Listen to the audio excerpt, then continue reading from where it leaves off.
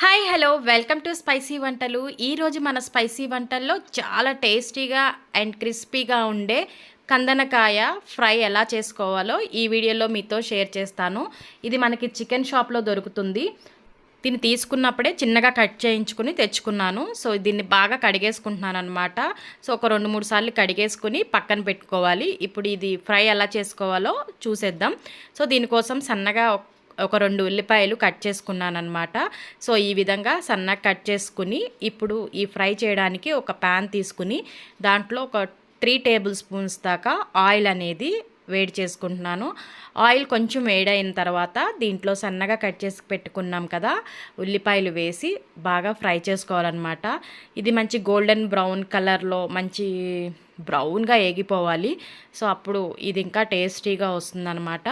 అలాగే చిన్నగా కట్ చేసుకున్న పచ్చిమిరపకాయలు కొంచెం కరివేపాకును కూడా వేసుకొని ఇది అంతా కూడా బాగా ఫ్రై అయ్యేంత వరకు మంచిగా ఫ్రై చేసుకోవాలి.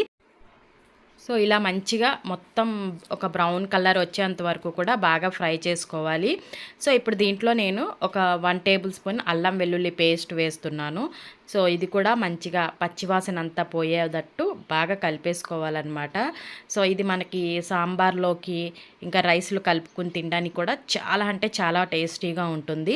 సో ఇప్పుడు అల్లం వెల్లుల్లిపై కూడా బాగా ఏగిపోయింది కదా. సో ఇప్పుడు మనం ముందుగా కడిగి పెట్టుకున్న కందనకాయలు కూడా వేసేస్తున్నాను. సో ఇవి చాలా టేస్టీగా ఉంటుంది. ఫ్రై చేసుకుని తింటే చాలా అంటే చాలా బాగుంటుంది. మీరు కూడా ఒకసారి ట్రై చేసేయండి. సో ఇక్కడ చూసారంటే మొత్తం ఆనియన్స్ ఇంకా ఇది వేసిన కందనకాయలు కూడా బాగా మిక్స్ చేసేసుకొని మూత పెట్టేసుకుని ఒక 2 మినిట్స్ సిమ్లో పెట్టుకుని కుక్ చేసుకోవాలి. సో ఇది మనకి కుక్ అయినాక ఇందులోంచి చక్కగా వాటర్ అనేది బయటకు వచ్చేస్తాయి, మంచిగా కుక్ అయిపోతుంది అనమాట. సో ఇక్కడ చూసారంటే కలర్ కూడా చేంజ్ అయిపోయింది కదా. సో ఈ విధంగా మంచిగా ఫ్రై చేసుకోవాలి. సో ఇక్కడ మొత్తం వాటర్ మనకు కనిపిస్తుంది కదా, ఈ వాటర్ అంతా మళ్ళీ డ్రై అయిపోయేంత వరకు కూడా దీన్ని మంచిగా ఫ్రై చేసుకోవాలన్నమాట. ఈ వాటర్ అంతా పోయి ఆయిల్ మళ్ళీ మనకు కనిపించేంత వరకు మంచిగా ఫ్రై చేసుకుని ఇప్పుడు దీంట్లో స్పైసెస్ యాడ్ చేసుకుంటున్నాను. దీంట్లో నేను ఒక 1.5 టేబుల్స్ కారం, అలాగే టేస్ట్కి సరిపడా సాల్ట్, కొంచెం పసుపు యాడ్ చేసి ఇది కూడా ఒకసారి బాగా కలిపేసుకుంటున్నాను. సో ఇక్కడతో మనకి ఒక 50% కర్రీ అయితే బాగా రెడీ అయిపోయినట్టే. సో ఇంకా మనం మంచిగా ఫ్రై చేసుకుంటే ఇంకా చాలా టేస్టీగా ఉంటుంది. సో ఇక్కడ ఒకసారి బాగా కలిపేసుకోవాలి. ఇది కలిపేటప్పుడు కొంచెం జాగ్రత్తగా ఉండండి, ఎందుకంటే ఇవి ఎగురుతాయి, పైకి ఎగిరి మన స్కిన్ పైన పడి కాలే ఛాన్సెస్ ఉంటాయి అన్నమాట. సో అలా కాకుండా మంచిగా సైడ్ కుండి కలుపుకొని బాగా ఒకసారి కలిపేసుకున్న తర్వాత మూత పెట్టేసి ఇంకొక 2 మినిట్స్ కుక్ చేసుకోవాలి.